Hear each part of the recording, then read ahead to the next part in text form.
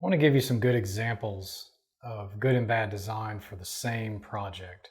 When someone gives you something to work on, you're going to have a lot of options for ways that you can approach the project, what you can do for typography, what you can do for visuals. Sometimes they'll give you one or the other, sometimes they won't give you anything. And I want to show you multiple people's approach at the same project so you'll have an idea of what good and bad results look like. For this example, I'm going to use a story written by Isaac Asimov in 1941. This year is the 80th anniversary, and it's considered a classic in science fiction. In 1968, it was voted by the Science Fiction Writers of America as the best science fiction story up to that point. It's really a classic in that genre and a very good example of how design has evolved over the years and what people have done to solve the particular issues that come up with it. So the first issue that we're going to look at is a cover for Astounding magazine. And this is really simple. It's mostly an illustration of the climax of the book. I don't want to give you any spoilers, but this is basically what happens. And what you see here is very basic design. Everything's hand drawn, obviously. The illustration is drawn by hand and the typography is done by hand. And they had a basic layout and they would just clip inside this white box wherever the main story was that was in the magazine. This is a really good example of if you are in a situation where there's no good place to land type, which there really isn't in the illustration, you just use blocks of color. So the rule you want to remember here is when in doubt, block it out. Put up blocks and start putting your elements inside those blocks, and that will very quickly solve a problem for you of where to put your type.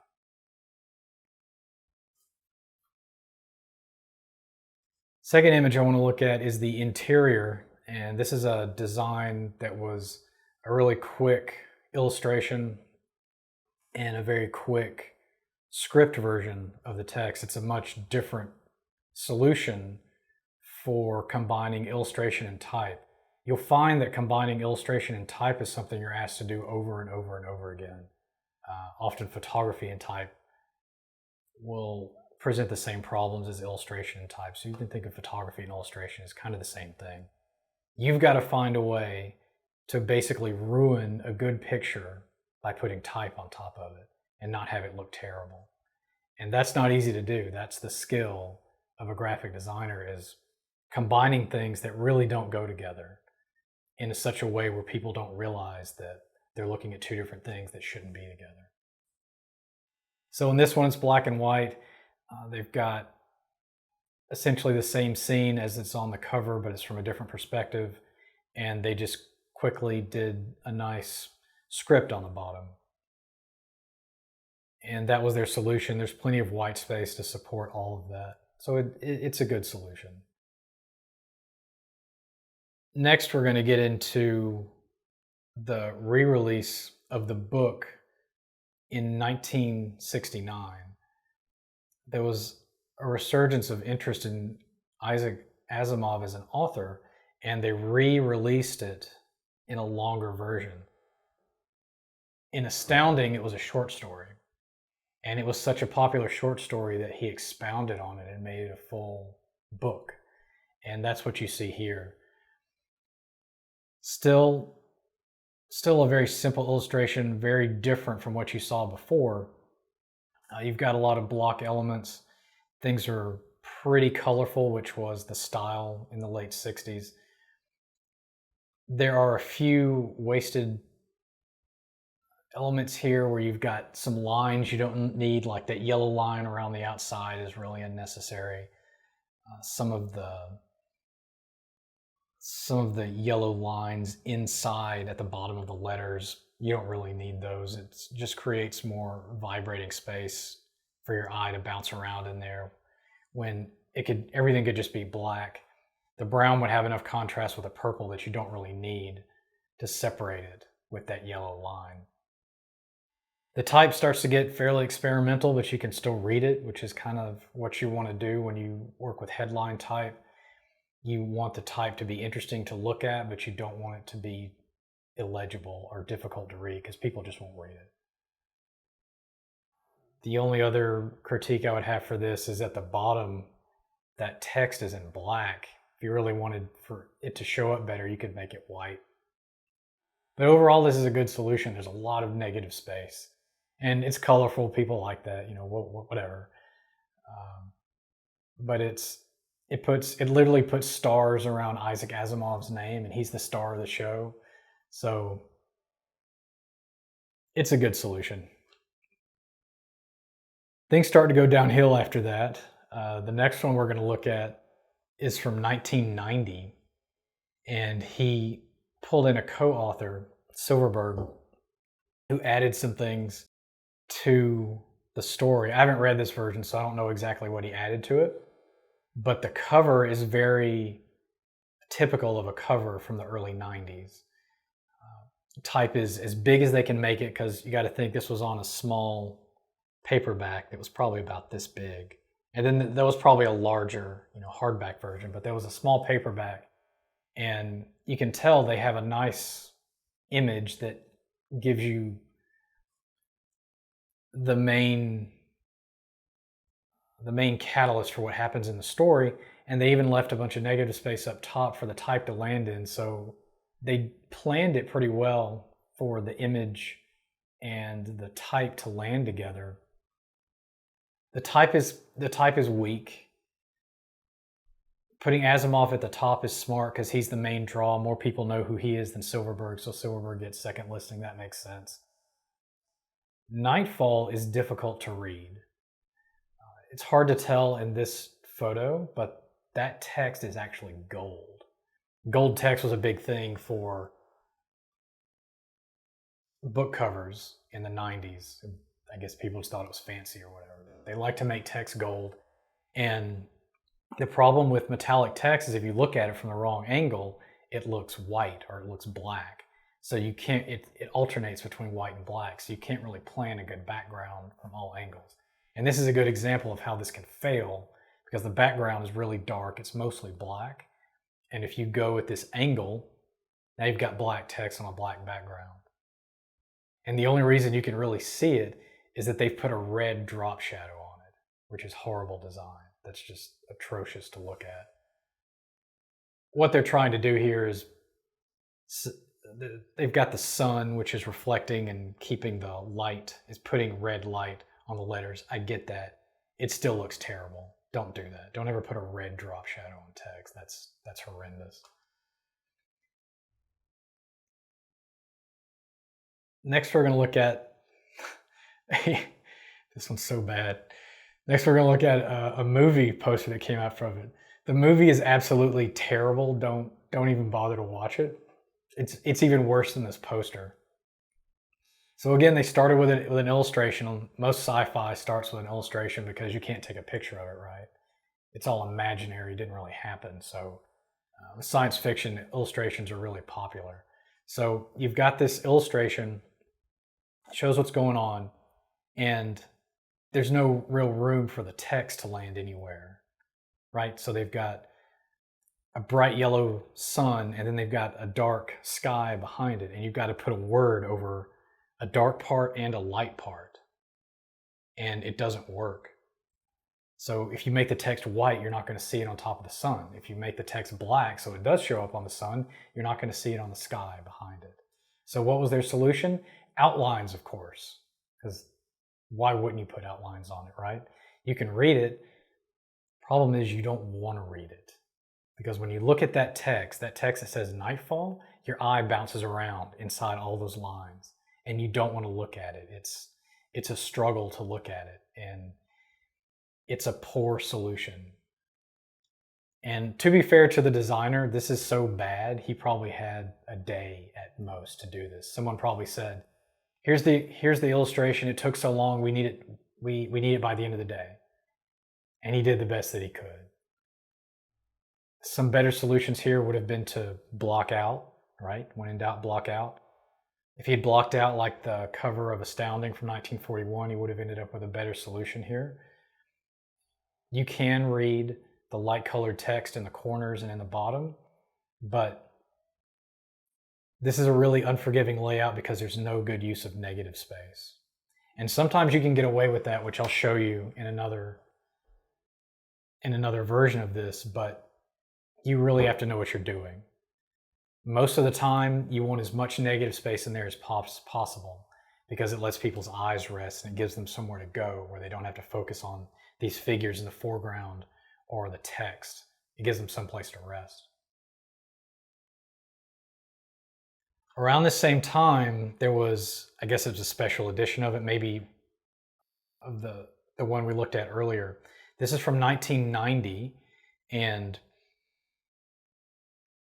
you can see some of the process that the designer goes through here. This is likely what you would get as a designer, not as an illustrator. As an illustrator, they would say, you need to read the book, or they would give you like a short synopsis of the book, and then the illustrator would draw what the story was about, and then you would get this illustration of a scene from the book, and then you have to put type on it and not make it look terrible, which is tough because unless the illustrator specifically designs it for type to land on it, you may not end up with something that you can easily put type on. You're gonna have to figure out, how do you make this work? So this illustration was done specifically for a book. You can see that the right side is going to be the cover, the left side is going to be the back, and the spine is going to fall in the middle. So this is what the designer was given, and here is what he came up with. This is pretty bad. Again, this is in the style of the 1990s, the early 1990s. We've got gold text, of course. You can't not have gold text. You've got gold text, and you've got the type is as big and as wide and as tight as they can, and it just slams everything together, where they probably had a format where they could just spit these things out in 30 minutes. So you get the illustration, you've got to put the type on it, you've got to be done with it in maybe an hour. You've got to get the UPC on the back, you've got to get the publisher's logo on it, you've got to get the spine figured out, and then you're done and you're on to the next one. So I'm being critical of this, but always keep in mind that when you see bad design, people didn't spend weeks and months designing something this terrible. They probably had a day. So what would you be able to do in a day? If somebody gave you the illustration, what would you be able to do in a day? It's not easy, it's tough.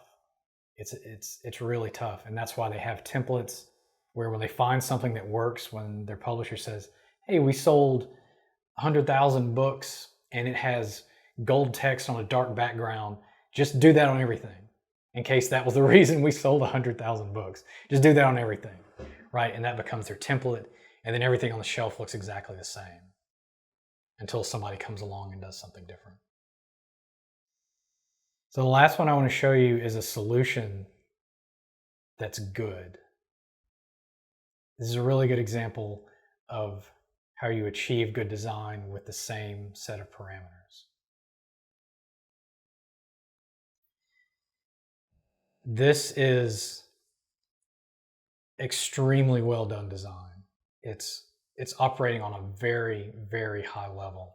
This is a well-known science fiction illustrator named Chris Voss. And if you look him up, he's done a lot of illustrations for Asimov's books.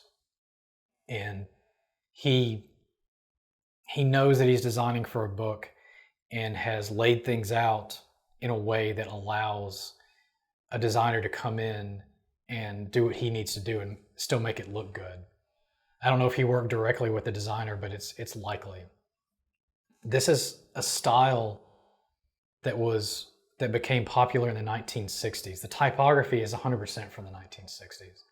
This cover, I don't think was actually released until 1991, maybe as a reaction to how terrible the other ones are. But let me break this down and why it's such a good example of what it does. You want to put the most important thing at the top of your design. That's the star of the show. You always want to have a star. You want to have a co-star, and then you want to have the supporting cast. Always think about that when you're doing a layout. I'll go into that in another video. But you want to have the star. The star here is Asimov, right? And he doesn't have to put Isaac Asimov, just Asimov, because no one's going to think, oh, did he mean Louis Asimov? Was that, maybe that's Jerry Asimov. There's no other Asimov that we know of in the West. When you see Asimov, you know it's Isaac Asimov. So he just shortened his name to his last name. That's all that's needed. The next thing he did was he put and Asimov is in white, right? It's got good contrast to the background. The next thing he did was he has the title Nightfall, because that's the second most important thing. It's not as important as the author in this situation. You may know Asimov, but you might not know Nightfall. And he made Nightfall in yellow, so there's contrast to the background still. It's on a dark background, but there's also contrast between the white letters of Asimov and the yellow letters of Nightfall. So they contrast each other. Also, Asimov is in all lowercase, and it's in thick, fat lowercase letters. Nightfall is in a bold but still leaner capitals. So he's got multiple contrasts happening here. Big letters versus small letters, lowercase versus capitals, white versus yellow, and Nightfall is about 60% of the size, the width of Asimov. So there's a lot of good contrast there. So he's got his star, he's got his co-star, and now he's got his supporting cast, which is the quote from Science Fiction Review that says, "Superb, recommended to everybody." He's using the same typeface as Nightfall, but he's got it much smaller and he goes back to white. The background is still dark enough that that supports it. Now you might look at this and you might think, well, why did he center that quote, right? That seems weird, because Asimov is centered and Nightfall is left justified. So it gives the impression that Asimov and Nightfall are left justified. Why wouldn't you justify the quote from Science Fiction Review? I'll tell you why. It aids in the composition. Look at what's happening here. You've got Asimov at the top, you've got Nightfall, and then you have the quote, and then directly below the quote, you lead into the observatory in the illustration. And watch where your eye goes after that. It goes from Asimov to Nightfall to the quote, and then it goes to the top of the observatory. It comes down and sweeps down the stairs, the spiraling part of the base of the observatory. It comes down to those rocks, and then your eye leads over to the lower right corner, and then you're pulled out of the lower right corner by that cliff, and then you've got the plume of smoke. And where does your eye go after that? It comes back up, it crosses back up to the left of the illustration, and it feeds you back into Asimov again. That's called a circular composition, and it's expertly done here. Whenever you do composition, you want people's eyes to move all around the composition, and you never want it to leave. You want to trap people in your design. And the way you do that is you create a circular composition, or a composition that feeds back in on itself. And it's expertly done here. Now notice, if I had to find something to be critical about here, which is really difficult, it would be a lack of negative space. I don't find that to be a problem here because it's so well orchestrated that they can get away with a lack of negative space. You don't always have to have negative space. It's generally a good idea, but in this case, it's so well done that I don't miss negative space. Remember that when you're given a project, you're not going to have a lot of time to make it look as pretty as you might want. And you can practice dealing with this situation because you're going to get it a lot. Someone's going to hand you a photo and say, we need this photo to have these words on it, go. We need it as soon as possible. You're not going to have enough time to look at it and think about it and show it to your friends and, go back and forth about what might look good or what might look bad. Designers are expected to work fast, and they're expected to produce good work fast. So the way you do that is just with anything else, right? You practice. You practice. You find things that you like, things that you're enthusiastic about. And you say, okay, I'm going to make this project for myself, right? I'm going to do a bunch of work for myself and get good at this. So when someone comes to me and wants to pay me to do this, I'm going to have the practice under my belt to get it done. So take this image, play with it, maybe even grab some of the type from the other layouts and see how it looks, and get some practice in, and learn from what these people did, which was good, what these people did, which was terrible, and what these people did that was absolutely excellent work.